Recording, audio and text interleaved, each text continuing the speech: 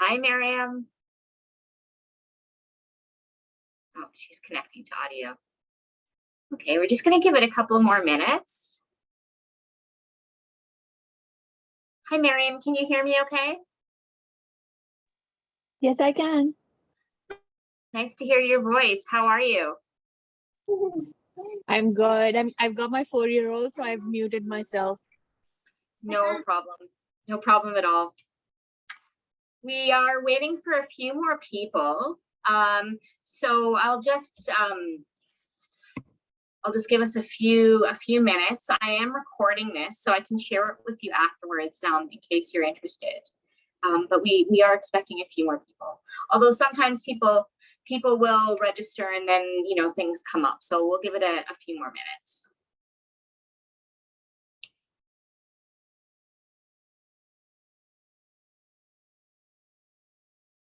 I'm gonna give it till about 7:04, and then we'll start.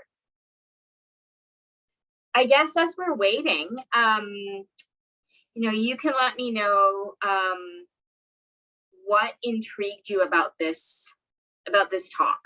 So if there's anything in particular that you have a question about with respect to sleep and sleep in Ayurveda or sleep in yoga, type it in the chat or just unmute yourself. We're a small group today.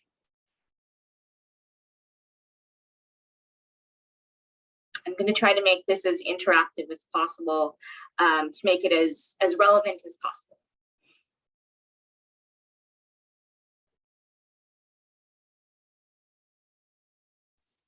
Hi. Hi, Janine. It's a topic I love very much. I think that sleep is, we know sleep is so important for our health, and it's one of the pillars of health. And I think it's just something that we need to be more familiar with. What are these rich kind of tools that Ayurveda and yoga provides to help us not just sleep, but prepare for sleep. So I'm here because it's a topic I really do enjoy engaging with, like personally and guiding as well. Yeah, okay. Yeah, and you mentioned that. And Janine, remind me, I believe that you're an Ayurvedic practitioner as well as a yoga instructor. Is that right? Yes. Awesome. Okay, so I may ask you a couple of questions as well, right? In terms of what your experiences are, and also your training with respect to that, because I always, myself love to learn from others, and I think the more that we can share our knowledge, the more helpful we can be. I so agree, Christina. There's so much to learn from each other, and that's also why I'm here to learn as well. So yeah, absolutely. It's a great conversation. Absolutely. Okay, well, we're going to start. Sometimes with these free talks, I get a huge group of people, and sometimes I get a small group. Either way, I think it's a really worthwhile thing, because I do share it afterwards. So Miriam, you've told me why you're here. In this hour, we're going to talk all about sleep, and we're also going to talk about the mirror image of sleep, which is wakefulness. And the reason is because these two phases of our lives, sleep and wakefulness, they govern everything about our mental and physical health. As you were saying, it's not just about sleeping or the quality of our sleep, but what we're doing when we're not sleeping to prepare for that. It's equally important. So a few things we'll talk about are what's useful about sleep, how to get better at sleeping. We'll talk about, that'll include things like tools for getting better at falling asleep, timing your sleep, and also accessing better sleep quality. So we've got a lot of great tools and techniques, both from Ayurveda, yoga, and also from the Western scientific perspective, because there's been a lot of work on things such as circadian rhythm and all of these sorts of things that can improve your sleep and impact your overall well-being. Okay, so to make this as helpful as possible, I think I said you can type in the chat or you can unmute yourself and let me know why you're here. And I know Miriam, you did, sorry, Janine, you did. And Miriam, maybe your hands might be kind of busy. I actually did a little poll, but we're a small group. So I'm not going to run the poll. It would have been my first Zoom poll. So I'd rather not jump into that technology and mess it up. But rather I'm just going to ask you. And you can, again, you can equally unmute yourself or type it in the chat, whatever is easiest. And Miriam, don't worry about the background noise. If it's easier for you to unmute, go ahead and do that. So the question is this. Do you struggle with falling asleep, staying asleep, waking up at night, or do you not really have sleep troubles? I guess that's kind of what I'd like to know now. I can go first. Okay. For myself personally, I'm a heavy sleeper. I can sleep quite well. Like going to sleep is not a problem for me. And if I have to be woken up, it takes a lot of effort for people to wake me up. So I myself, I sleep 8 hours or more. Okay. But I've got 2 kids, and my husband specifically, he's a light sleeper. He doesn't get as much sleep, and I'm just looking to see if there's any tips and tricks that I can learn from this session where I can help the rest of my family get better at sleeping. Sorry. Okay. Yeah. Thank you. Okay, that's great. Okay, and Janine, I think you wrote in the chat that you have trouble falling asleep. So, and I'll just I'll talk about myself as well. I've always been a pretty sound sleeper since I was a child. You know, as I kind of get a little bit older, you know, I do wake a little bit more at night, but I'm still a pretty sound sleeper. And so, you know, I think it's interesting and important to acknowledge that there's not one right or wrong. We're each individuals. And so it's about optimizing, or maybe not even optimizing, but supporting ourselves where we are, as opposed to kind of fretting too much about the perfect amount of sleep or the right kind of sleep, because we're all different individuals. And I think that's part of the beauty of Ayurveda, is it recognizes that. You know, it recognizes that we have different qualities about us, and so it's really important to recognize that, and because I think there's a lot of information right now on the topic of sleep, and a lot of information about how much to get, and we have these trackers that say, you know, how much sleep we get, and it's what's happening is that there is an anxiety now that's developing around sleep that is also perhaps not helpful. So, you know, I want to I want to preface that, you know, when I am talking about these things, it's important to not to get too strive for perfection or to get too anxious about these things. Okay, so Miriam, not so much for you, but maybe for your family, for your husband. I don't know about your kids. I don't know if this picture looks familiar or resonates with anybody here. I know certainly for myself, not getting enough sleep is something that takes a toll on my physical health and very much my emotions and mental well-being, for sure. So just to say, this talk is for anyone who wants to learn how to sleep better, who's healthy, but struggles with finding time in their day to incorporate good habits. Because when we're looking at sleep, like I said, we also need to look at wakefulness and what we're doing through the day to promote healthy sleep habits. And so if you want to introduce healthy habits into your life and build them, reduce your stress, you know, be more healthy in general, this talk is for you. But it does require that you put in some effort, recognizing we all live busy lives. Miriam, I know that you have a family. Janine, you're equally very busy running your own business. There is some work to obviously be done, but it's all very manageable. Okay. And I guess to say that you're in control, really. You know, one of the things I love about the power of Ayurveda, as I'm waiting for my technology to move forward, is that it puts some of the power back in us, some of the knowledge, the wisdom that we have innately. It allows us not to just outsource our wisdom to an expert. Of course, there is a place for that. And there are people who've studied Western medicine, Eastern medicine, holistic medicines, who have a lot of knowledge that we can use. But equally, there is a knowledge of the self that we all have intrinsically within us that we can learn from as well. I'm trying to move to the next slide and it's not working. Let me know when you can see it. I really want to talk about, you know, getting enough sleep.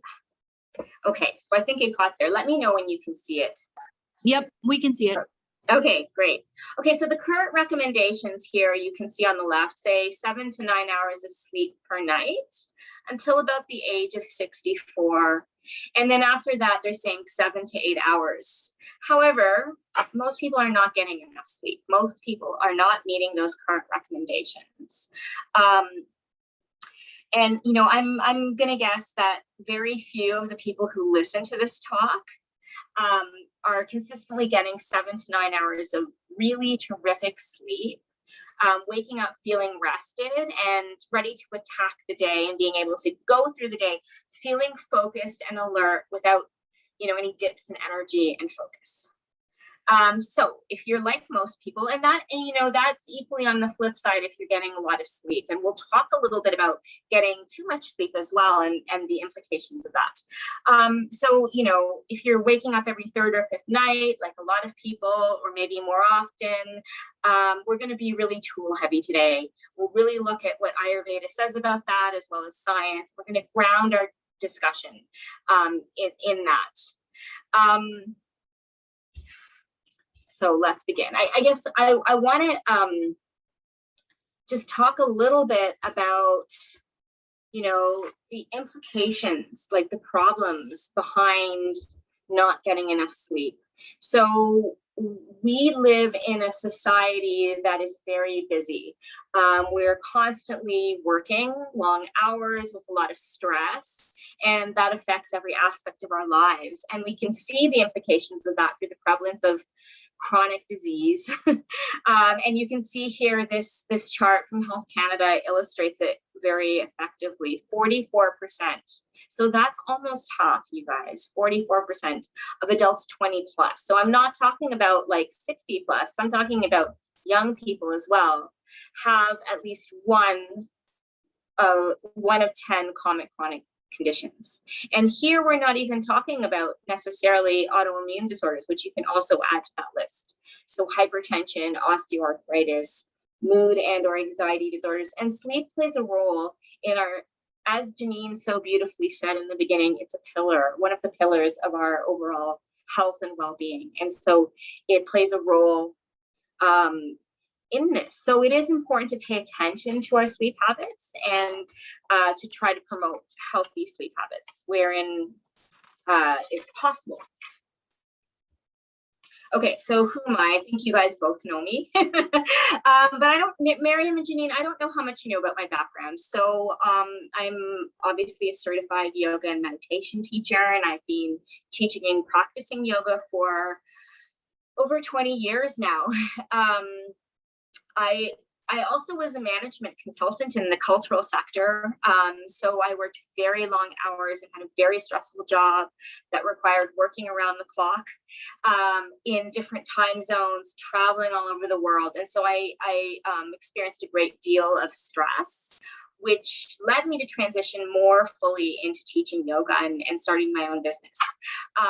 My background in terms of education is in psychology and neuroscience. So I have a really I guess, Western scientific bent. I really like to know the science behind things. And I was very privileged and lucky to, when I did my yoga teacher training, one of my teachers I continue to study with, had a long history and knowledge in Ayurveda. And so she wove that through our entire program. And so I have been studying, and I've gone on to study with other teachers. I've been studying Ayurveda for over 5 years now. I'm not an Ayurvedic practitioner. So I think Janine, who's here on the call today, we're lucky enough to have her. She actually is. So there may be questions that I can't answer, or so I don't really talk about some of the different herbs, and I talk really mainly about lifestyle and behavioral habits that we can implement for our overall well-being. But they're very effective tools nonetheless. Okay, so why do we sleep? This is something that when I was in school, I was really interested in. And essentially, I mean, sleep is a period of our lives where we're not conscious. We might dream, we might twitch, we might wake up, we might even sleepwalk. But mostly, we're only in relation to things that are in our brain and in our body. Outside sensory experience, in most cases, doesn't really impact us while we're sleeping, according to science. And yet, it's this tremendously important period of life because it resets our ability to be focused, to be alert, and to be emotionally stable. It allows us, so we really can't talk about sleep without talking about wakefulness, because it affects things such as focus, mood, motivation, well-being, and in turn, our stress levels and well-being and mood affect our sleep. So they go hand in hand. So one of the things we do when we sleep is we process thoughts and emotions through our dreams, it's said. It's noteworthy to say that in some indigenous cultures around the world, they have valued altered states of consciousness that occur during sleep, as a way to receive information, as a way to heal, as a way to get guidance from the world that we don't see in our waking lives. Many traditions view sleep as the language of the soul. And, even in modern times, Western science confirms the fact that sleep does allow us to release stress, anxiousness. We can even, we work through trauma through our sleep often. So it's an extremely important tool or not tool, but state for our mind as well as our body. We need to sleep to be able to, rest our body, rest our muscles. And there's all sorts of neurological things happening in the brain as we sleep. So it's basically infinitely important. Sleep also impacts learning and cognition. So if you're trying to learn something, you need to have periods of rest. So it all goes hand in hand. And yoga, I love this because although I like to ground things in Western science, I think it's really valuable to look at these 5,000 plus year old traditions that have known and said these things. And when they meet together, I think it really shows value that,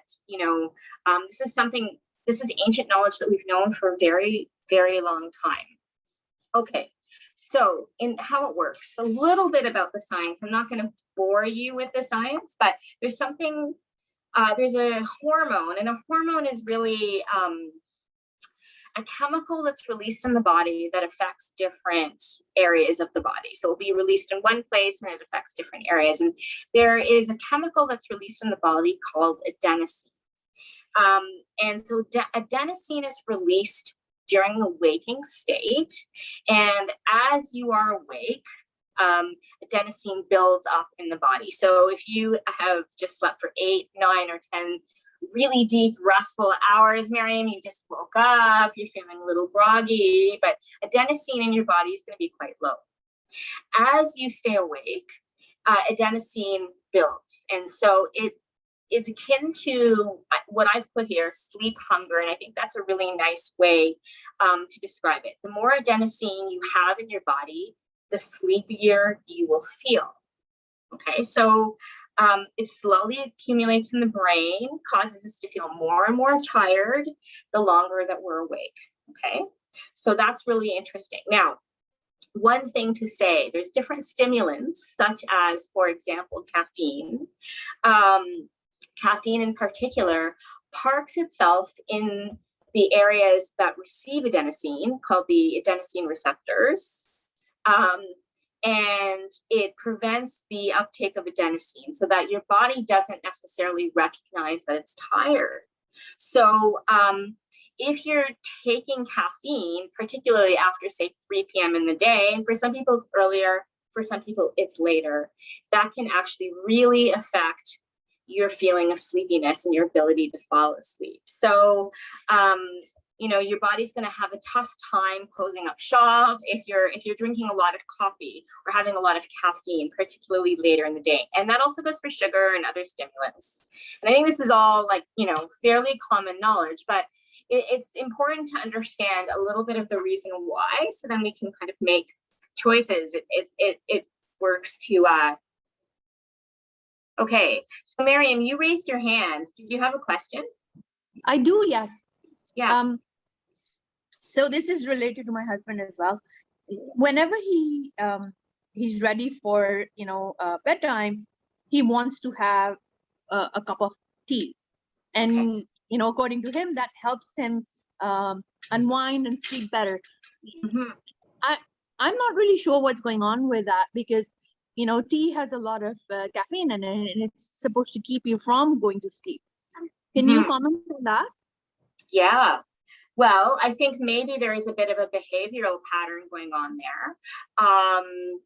Caffeine does inhibit sleep for the reasons that I've talked about. Now, people have different sensitivities. Some people can drink coffee, caffeine, tea, other drinks later in the day and not be as impacted, and their tolerance or their sensitivity to it is less than others. And then for some people, like myself, for example, I don't have any, or I avoid caffeine after noon. That's my kind of limit, because I find that it affects my sleep. And in tea in particular, I remember a particular phase when I lived in another country and I was drinking this tea that I didn't realize had caffeine, and I was having big cups of it and was not able to sleep at night. So I would say if your husband is having trouble falling asleep and he's drinking some kind of caffeinated beverage, whether it be tea, maybe he can switch to something else. So I guess one thing to say is, when we're looking at cutting out habits, I prefer to build in new habits rather than cutting things out. So rather than saying don't have the tea, say, well, maybe why don't you try this chamomile tea or something else that he enjoys, because when you're doing one thing, it means that you're saying you're not doing something else. And so that's creating a ritual around things that you enjoy, can help to alleviate some of those things. Does that answer your question, Miriam? Yes, thanks. What kind of tea is it that he's drinking? It's black tea. Black tea. Which is supposed to have a lot of caffeine in it. Yeah. Yeah. And I guess it depends on how strong the tea is as well. Right? Like you can have the strongest you can get. The strongest he can get. Yeah. So if he's experiencing trouble falling asleep or even waking up, that would be one thing I would recommend looking at, and maybe just trying an experiment. Like, what happens when you don't have the tea? You know, maybe like try you know, a little bit of chamomile tea or something without caffeine. You can get decaffeinated types that taste similarly, and so he can still enjoy the ritual and not quite have so much caffeine. That would be what I would recommend. And then maybe track it. So you could have like a little something he puts on the, you know, you put on the fridge, and he can track tea and sleep, falling asleep or whatever it is that he's having trouble with. And so, okay, I had caffeine, I had my regular tea tonight, didn't sleep well, or, you know, whatever, seeing if there's a pattern there. And then slowly, as he tracks that pattern, he might he might recognize, oh, this is the thing. And maybe he'll find that it's not, maybe it's something else. And so then you can track something else. But that's where I would start, is kind of looking at maybe eliminating it for a little while, seeing what that experiment, 2 weeks or so, and then seeing what happens when he does that, and then tracking it so that he knows what the outcome is. Okay. So the first force in terms of determining sleep is this chemical called adenosine. But I mean, I don't know about you. In university, I was really big on the all-nighters. And if you've ever stayed up all night, you get tired through the night, and then the sun rises, and all of a sudden the day comes on and you have more energy, right? So what's with that? Because adenosine hasn't gone down. You haven't slept necessarily, especially if you pulled an all-nighter. And if you've experienced this, then what you're experiencing are the effects of what's called the circadian rhythm. We've probably heard of this. There's a lot of information about the circadian rhythm. And so what circadian means is it means about 24 hours. That's essentially what it means. So it's a 24-hour cycle. Inside us, there is a clock, and it exists in your brain and in my brain and the brain of just about every animal that we're aware of, that determines when we want to be sleepy and when we want to be awake. And it keeps us from falling asleep like every 30 minutes or so. And it resides right above the roof of your mouth. And it's called, you don't have to remember this, but it's called the suprachiasmatic nucleus. That is such a mouthful, I can barely say it. SCN, I think, for short. And we're governed by this clock that affects all of the different cells in our body. And this clock is very susceptible to light. Very, very susceptible to light. So it turns out that when we wake up in the morning, somewhere around sunrise, it can be between 2 and 3 hours before or after sunrise, you wake up. Most people wake up. Even if you live in a cave, you'll wake up and you get a spike in another chemical called cortisol, as well as epinephrine, which is basically adrenaline. And that spike will wake you up and tense your muscles and get you ready for moving through the day. Now, if you lived in a cave, so that you can start moving about, if you lived in a cave in complete darkness, this would still happen. It would just start to happen a little bit later and later during the day. So what it does is it sets a clock in motion. So this spike in cortisol, which you've probably heard is the stress hormone. A lot of people we need cortisol. But what it does is it sets a clock in motion. So cortisol spikes, but it also means that about 12 to 14 hours later, another hormone is released called melatonin. And melatonin is released by the pineal gland in the brain, the very, very center of the brain. And that is the sleepy hormone, as it's known. And you can buy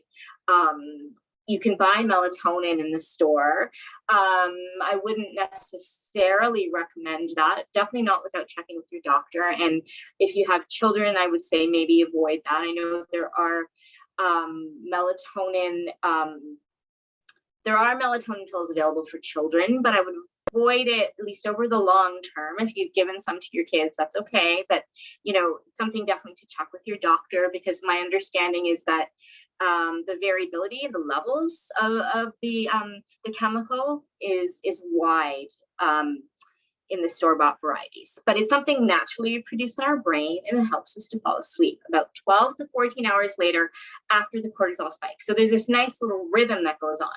Wake up, and about 12 to 14 hours later, you're going to get sleepy. And this is governed by the different hormones. Now, I said this would happen in a cave if you didn't experience any light, but we don't live in caves for the most part. For the most part, we do wake up and there's some sunlight. And if you wake up and you get sunlight into your eyes, there's a particular group of neurons that around the eye that are very susceptible to morning light. So you wake up around sunrise, maybe 2 to 3 hours, depending on how early you wake up. This will activate, and the primary activation for the circadian rhythm and for this cycle is in fact light. So it's super, super helpful to get light into your eyes when you wake up in the morning, and in particular, sunlight. Because of the angle of the light, it's not that your eyes can tell that it's sunlight versus the screen on your phone or the light above your head, but it can tell the quality of the light, so the different colors, the angle that the light is kind of coming in. And there's a different, I think it's like the different colors of the light in the morning time caused by the sun will actually signal to your brain to wake up, and it sets your circadian rhythm. And in fact, if you travel a lot, you can actually phase advance or phase delay what time you want to get up at. So light in your eye earlier will actually cause you to wake up earlier. Light in your eye later will cause you to wake up later, even if you're not awake. They've done tests with teenagers where they've put light into their eyes as they're sleeping, and they start to wake up earlier and earlier. So super, super important for your ability to wake up, and also for your ability to fall asleep. So that's why it's very important. And so why am I spending so much time talking about this as opposed to Ayurveda? Well, Ayurveda is kind of saying the same thing. Ayurveda has a clock as well, and they talk about the different rhythms. And the idea is that you wake up early in the morning, because that is the time when energy is, the sunrise is the time when it's the body mode. You want to work on your body. So the idea of getting out and getting sun in your eyes, it's great for a boost for your emotions. And it's also because we are diurnal creatures as opposed to nocturnal. So we are meant to be awake during the day. We're tuning to the rhythms of our nature. We're tuning to nature because we in fact are nature. And so in Ayurveda, the daily rhythm or the daily routine is called dinacharya. And so we want to respect that because it's really helpful in terms of our overall health. And there's a lot of research indicating that when we don't respect the laws of nature, and we stay up late and we do shift work, not that you can't do shift work, but when we really go against these laws, we see a lot of really negative effects. And we can see rising diseases in our society as a result of staying up late, eating late, and not really being attuned to our natural rhythm. Okay? Because when you get light into your body, every cell in your organ in your body needs that light information, and it sets the clocks in all of the different cells. And, including the one in your brain, which regulates the hormones. So the waking and the sleeping. And so when you kind of roughly, not perfect, if you're getting up a little bit later, sometimes it's not the end of the world. This is supposed to be kind of a B minus, if you get it 5 out of 7 days, in the week, that's great. Any questions? Okay. So the idea is that we align ourselves to nature, and that there's this clock, and Ayurveda has talked about this for a long time. And you'll see here, on this Ayurvedic clock, there's 3 different words here: Pitta, Vata, and Kapha, and they refer to the different doshas, which are different energies. So within our own bodies, we have different what are called constitutions or makeups. And so we're kind of a blend, we have a little bit of Pitta, a little bit of Vata, a little bit of Kapha, and we might be more predominant in 1 or 2, or you might have an equal distribution of 3, less likely. And you can really start to understand what's going on in your mind, how you react to things, how you sleep, by looking at these. And it's very individual to each person, but there are certain things we can understand. So I think where we're going is from, as human beings, as diurnal creatures, there are certain laws. We should be awake during the day. We should be having our biggest meal when the sun is up, and we should be sleeping as night. And then there's also different variabilities, and that comes down to our individual natures. And this is where it gets really interesting. So 3 doshas. So these are the different natures that I was talking about, the different energies. So you've got 5 different energies: air, ether, fire, water, and earth. And you have doshas, which are the things that are made up of these energies. And in Ayurveda, what we're trying to do is understand the qualities of these and to seek balance. Okay, so that's really what we're coming about. It's about harmonizing these different energies. So let's talk about Vata first. So Vata, so some people call them health types, some people call them constitutions. There's a lot of different names, but we can call them health types to keep it simple.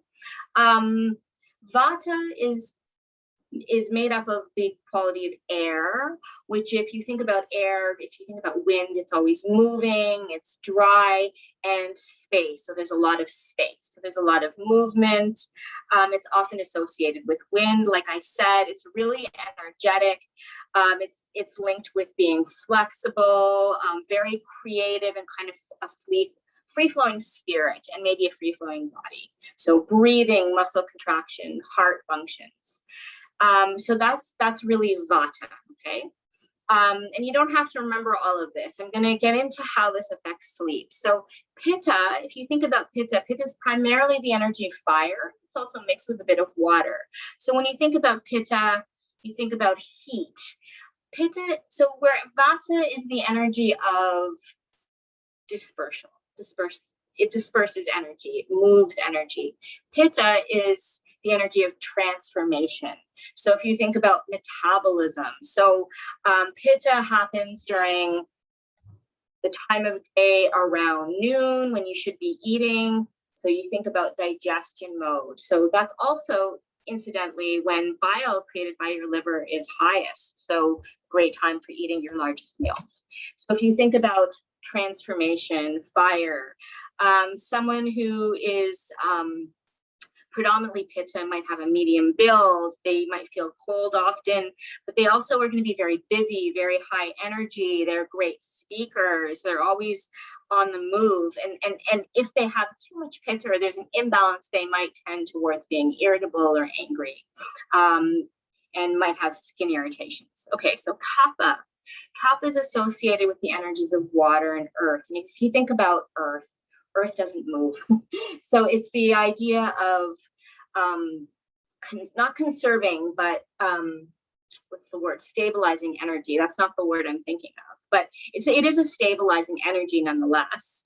If you think about the immune system, so your health, it's, you know, the dominant disposition is being calm, being very grounded, but an imbalance can lead to lethargy or sluggishness, holding on to things too much, weight gain, those sorts of things. Okay, so when we think about these different imbalances, we can think about them primarily in terms of Vata and Pitta, although Kaphas can as well. So if you have a Vata type sleep imbalance, you might have a regular or light sleep. You might not sleep as many hours, sleepwalking, talking in your sleep, grinding. You think about the movement there. Dreams will be, you know, very spacious, a lot of moving, and also difficulty falling asleep, Janine, which you probably already knew, is associated with Vata type sleep imbalances and awakening in the night and not being able to fall asleep. So interestingly, though, people who are predominantly Vata are better supported by more sleep than less. So they need more sleep. They have, although they have difficulty falling asleep and can't fall back to sleep, they typically wake up around the Vata time of night between 2 and 6. And so they might be kind of thinking about a lot of different things. It's a creative time, but it might also lead to kind of anxiety. Okay, so these are where the imbalances, and I'm going to talk about what we can do to help or support some of these imbalances. But I want to talk about the 3 of them first, because a lot of them tend to be, there's similar things we can do. Okay, so Pitta type sleep imbalances. If you remember, Pitta is the energy of fire. So Pitta type sleepers tend to sleep well, but lightly. And they don't tend to sleep super long hours, but moderate. So they might sleep a 7-hour, night. But when they're busy, when they have a lot of projects or a lot of deadlines, they might put off sleep to complete those projects, and they have really active, fiery dreams. When they do wake up, they fall back asleep easily, but they can also have difficulty falling asleep, and they often see themselves as night owls. If you think you are a night owl, you might be. There is a there's a gene associated with that, but very few people, far fewer people are night owls than they realize. And really what they need to be doing is getting more sleep or more light in their eyes early in the day. Okay, the last one are the kapha type sleep imbalances. So kapha type imbalances mean a lot of sleep, maybe too much sleep, sleeping for long hours, not being easily disturbed or awakened, which is great. Interestingly though, people who have more kapha in their constitution don't need as much sleep.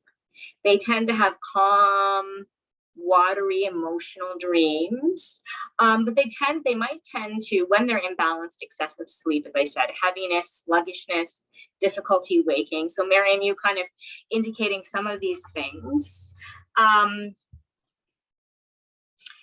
Kapha energy is a downward type energy, whereas Vata and Pitta is an upward. So sleeping, we want the energy to be going down, and so sometimes there might be too much. So with Ayurveda, it's all about balance. So the way to support balance is establishing a daily routine. So Janine, that's going to be really important for you. I imagine you're already really doing that, but really aligning with your circadian rhythm. So getting up the same time every day and going to bed at the same time in the evening. And then different rituals that you can do to support. So Mariam, for your husband, maybe taking a bath, maybe massaging feet or the scalp with some warm oil. You could use, some almond oil or sesame oil, having a cup of herbal tea or milk, so something without caffeine. In the morning, practicing what's called abhyanga, so massaging your entire body with oil. I think it would be really great for someone who is having trouble. It's amazing how oil will really, it has so many amazing benefits. And so my teacher was talking about how as mammals, we, one of the ways mammals self-soothe, like if you think about cats and dogs, they lick their fur, they lick their skin. It's the same for humans. When we rub oil on our body, it's a self-soothing technique. So oil rather than moisturizer, if at all possible. And that will also, you'll find it has other implications in terms of being calm and more grounded. Waking up in the morning and having a cold shower, particularly if you're feeling hot, if you have the Pitta type energy, is really helpful. And a few minutes of meditation, yoga, some breathing techniques, really helpful. And these are going to support, as a general rule, having a routine with these things is really helpful for aligning different sleep problems. The other thing is using your bedroom only for sleeping. So, not watching TV in bed, even not reading in bed, actually, which was something that was hard for me to kind of, stop doing, because I would read myself to sleep. Eating a wholesome dinner early in the evening. So I really recommend an earlier, lighter dinner, super salad, and having your biggest meal earlier in the day around lunchtime. It's not always possible. It's something you can always work towards. Again, we're not aiming for perfection. We're aiming for a B-. So as much as possible, trying to kind of have your biggest meal at lunchtime. Eliminating stimulants as much as possible. So caffeines for sure before bedtime. And the blue light. So there's a lot of talk about blue light and eliminating blue light in the daytime. It's fine in terms of your circadian rhythm. I'm not going to talk about how it affects your eyes or those sorts of things, but there's kind of a dead zone after about 9 a.m. where it's not going to affect your those cells, those neurons in your brain and your eyes in the same way. So it's really early in the morning and actually later in the evening around sunset. So another thing you can do is going for a walk around sunset. That actually acts as almost like a boost or a vaccination. Sorry, bad word to bring up, but for having light in your eyes after. So if you're walking, you know, a Netflix inoculation kind of thing. So seeing the sun setting or being outside and having that light from the sun as the sun is setting or around that time is really helpful for getting those melatonin levels and helping you to sleep at night. So early in the morning and then towards sunset as well is really helpful. So going for a walk. It's also a grounding time of day. So performing activities that are grounding. So bonding with your family. You take your family for a walk. We started during COVID, an evening walk routine after dinner. And it's really, the time to chat and just kind of spend time with your family and just move your body just a little bit. And it really sets the stage for kind of bringing your energy down so that when you are ready to go to bed, you're a little bit more calm and you've kind of set aside the day. Okay, a couple of techniques from yoga and meditation are things such as things that activate the parasympathetic nervous system. So the rest and digest versus the sympathetic nervous system, which are the fight and flight response. So we have this autonomic nervous system. So, down our spine, in our brain. And when we are stressed, our sympathetic nervous system is activated, our pupils are dilated, blood rushes to our limbs so that we can run or fight, our heart increases, the bronchi in our lungs, they dilate, so they expand. Secretion, peristalsis, where we're not digesting, we're not eliminating that. There's less blood in that area. And so we're really ready to fight or flight, fight or fly kind of thing, run or fight. And that can be brought on by, obviously running into a tiger when, we were cavemen, can also be, a really stressful day at the office where you have to do a presentation and, there's a lot of different things that can bring that on. We need that kind of stress, and we need to be able to react to that kind of stress. And we can mitigate that by performing activities that activate at other times the calming response, the parasympathetic nervous system. So that's the response where we're calming our nervous system down and we're allowing ourselves to feed, so to digest our food, to rest. So it's just like everything else in nature. There's the rhythm. So there's the night and the day. There's the in-breath and the out-breath. We need to have the sympathetic and the parasympathetic. So we need to be able to fight and flee. We also need to be able to rest and digest. And so we need to take time for both. And it's equally important. And so something like yoga nidra or meditation or even taking naps are great, provided the naps aren't too long. Yoga nidra is what's another name for it is yogic sleep. And so it's a form of meditation, progressive relaxation with different visualization. And I actually have a link that one of my teachers created a free one on YouTube that you can listen to. And when you're actively relaxing your body at a time when you're perhaps a little bit more excited and teaching yourself to do this over time, so you practice meditation or yoga nidra, you can then learn how to relax your body and it will help you to sleep at night. So when you need to be able to activate the parasympathetic nervous system to be able to sleep, you've kind of trained your body how to do that. And so doing these things over time will help significantly. If you're interested, I'm going to put it in the chat for you, if I can find the chat. Yeah. So Yoga Nidra with Shayla. That was my teacher. And it's just a recording. It's not a video.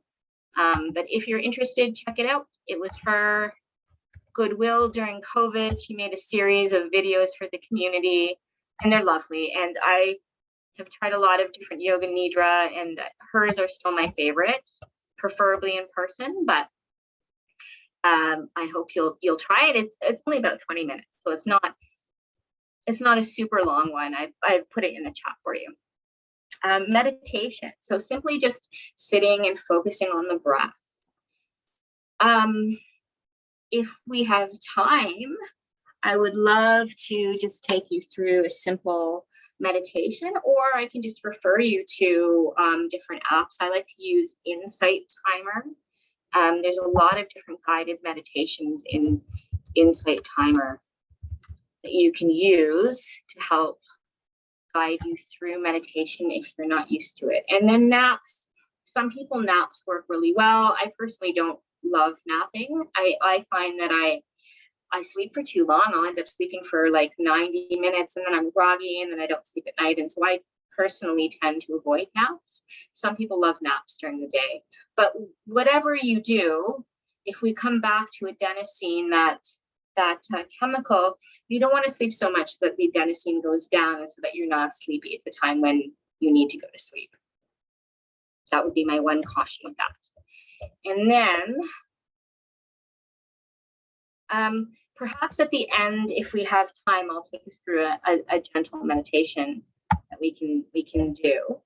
Some yoga asana, so yoga postures. So depending on what we're balancing, I think I mentioned, and I can send some tips if you're interested. Generally, when we have sleep disturbances, it tends to be caused by vata, excess vata or excess pitta.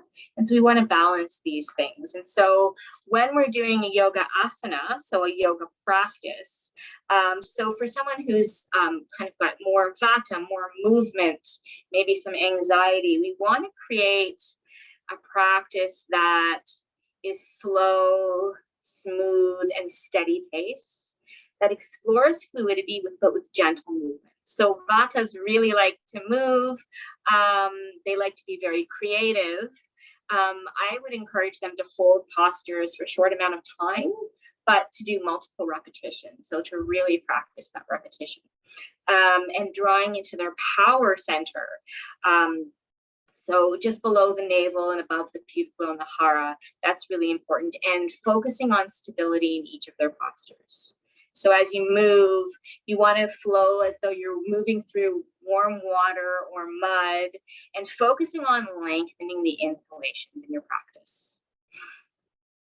Practicing grounding techniques, so visualizing a connection with the ground, closing your eyes, and imagining there's a cord or a light that's grounding you and connecting you to the earth is really helpful. And you really want to be careful to not deplete yourself or overextend. Practices, particularly for vatas, well, for everyone, they should be strengthening but not depleting. So for someone who is more pitta, more fire, I encourage them to have more fun in their poses and to add a little bit more fluidity, a little bit more creativity into their postures, and practice in a cool environment. Likewise, sleep in a cool environment.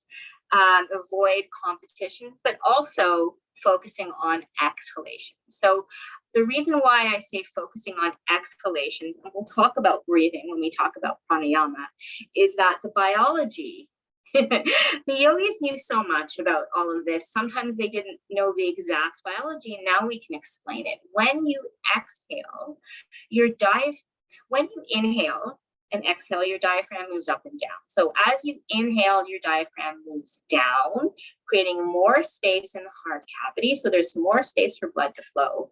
And so your brain signals your heart to speed up so that it can fill that cavity. When you exhale, the diaphragm goes up, constricting the space, requiring less blood. Your brain, through the vagus nerve, tells your heart to slow down. And so that's why lengthening your exhales are calming. And so it's important to practice a calming technique. So, perhaps doing a 4-count inhale and 8-count exhale, practicing the breath. These are things that we can all do in our daily lives because we're all so busy. So Miriam, when you're there with the kids, practicing the I've been doing this with my daughter just at the end of the day, just taking deep breaths in and then just letting it go and just kind of releasing the day is helpful. The other thing is self-massage, which I mentioned before. So using a little bit of maybe lavender in the oil and massaging your feet, massaging your body. That's a calming, balancing kind of practice. That's really helpful. So I was going to take us through, I think we're kind of running out of time. So I want to leave time for questions, but I have a few different both meditations as well as breathing practices. And one is the humming bee breath, where you basically inhale, and then as you exhale, you make the sound. Yes, deep breathing. Good. Me too, Miriam, in the mornings. So you inhale, and as you exhale, you make a sound like a hummingbird. I can maybe send you a tip, and you can practice that. Towards the end of the day, it's a great time to do that. And what you're doing is you're causing vasodilation. You're getting more air into your blood, into your lungs, and then oxygen into your bloodstream, and then therefore into all of the cells of your body. You're just expanding your heart and relaxing things. So it's a great practice to try.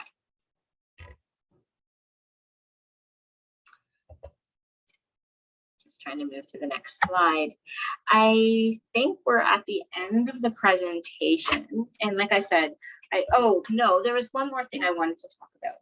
And I wasn't sure if I was going to, but I am going to, specifically because we talked about having trouble falling asleep. And I think that seems to be kind of the, these days, so many people don't get enough sleep that it's almost hard to believe that some people might actually get too much of it. So, but the truth is that oversleeping can damage our bodies as well. So if you find that you're sleeping too much, you're feeling groggy in the morning, it comes down to routine, getting up at the same time every day and going to bed at the same time every day. So getting up preferably before 6 a.m. 6 a.m. is fine, and adjust your bedtime to support a consistent waking time. So, going to bed before, or by 10 p.m. Here it says after 10 p.m. I'd say 10 p.m. is about the cutoff. Having a light early dinner, exercising so that you're rested. You can also do things like dry brushing. So getting either a brush or a rough silk mitt, and you can just rub your body, and that encourages moving lymph. So it's long on the long bones and circular motions on the joints, and you move everything towards the lymphs, and that just helps to energize the body. And also practicing a little bit more of an energizing kind of yoga practice or movement. In the morning, also doing morning practices like having a cold shower is really good. An invigorating walk. These things will wake you up and get you going for the day, so that you then kind of burn off some of that kapha, sluggishness, and then you're ready to take on the day. And that will also support being tired towards the end of the day. Okay, that's where I'm going to leave things. It is 7:59. I left a half hour kind of a wiggle room just for questions. I wasn't sure how many people are going to show up, but I would invite you to unmute yourselves and just ask any questions that you have, or any comments, or anything that you'd like to share. Janine, if there's something that you feel that I've missed or I've said in error, I also welcome your feedback. We're here to learn from each other. So. I do have a question. It's regarding, something that you mentioned about getting too much sleep. Aside from the fact that you might feel groggy in the morning, are there other signs and symptoms that you can look at to see, well, I'm getting too much sleep? And what does too much sleep look like? Like you mentioned 7 to 9 hours. If you're getting, say, for example, 8 hours in my case, how would I know that that's too much for me? I think you'd probably feel it in your body. I know that when I get too much sleep, I get headaches. Sometimes it can be indicative of more of health problems, like, for example, being hypothyroid. can result in that. Generally, as a rule, Miriam, I wouldn't be too concerned about it, especially if it's just 8 hours. That's a pretty normal amount of time. And, it also depends on the time of life, right? Teenagers need more sleep, for example. Children during certain growing points of their body need more sleep. As we age, we need a little bit less sleep. As I showed at the beginning, it was more like 7 to 8 hours once you're in the 65 plus range, but it's individual and unique. And I think that it's if you find that you are having trouble waking up in the morning and you do have a consistent time, you're going to bed at an early time, I think then it's looking at what your iron levels are like. I would say it's time to get something checked out with your doctor. But if you don't have any kind of symptoms other than that, and perhaps you're staying up a little bit later and then you're sleeping in later, maybe it's just really looking at like behavioral things that you can do.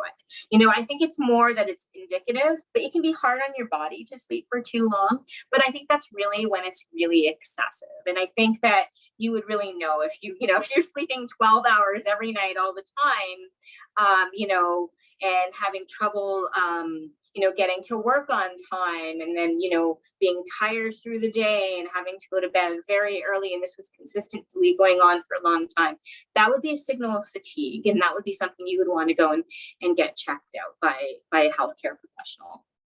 Right. Okay. Thank you. Yeah. That was a really, really wonderful webinar. Thank you so much.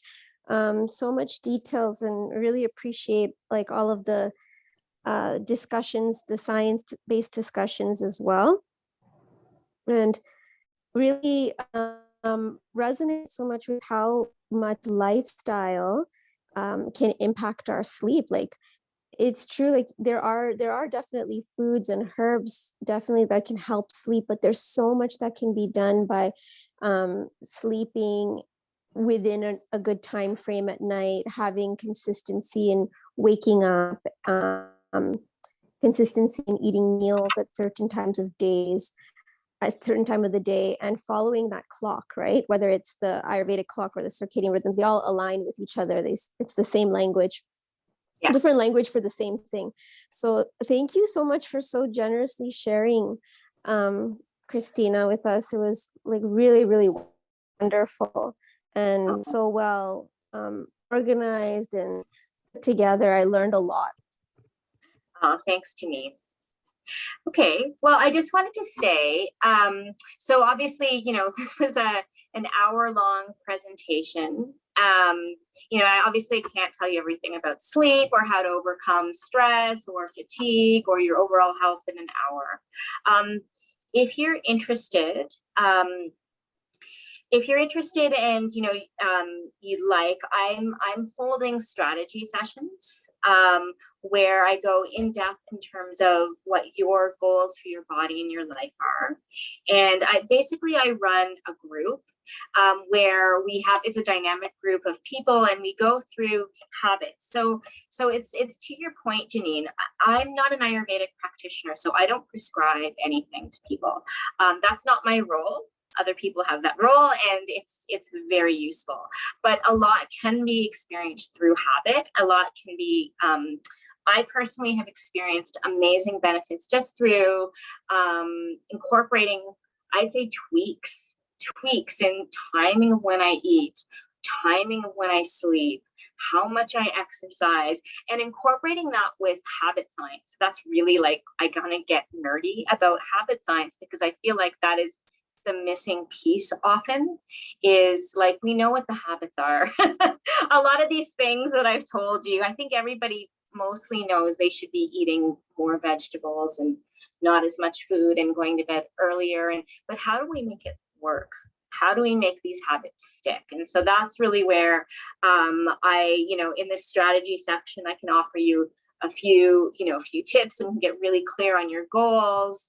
And I'm offering this to people who attend the section or, live, and I have, a couple of spots available if you're interested. If I can help you, I'll let you know. And if I can't, that's okay as well. You'll still come out with a few ideas for how you can make really good and consistent changes for your health.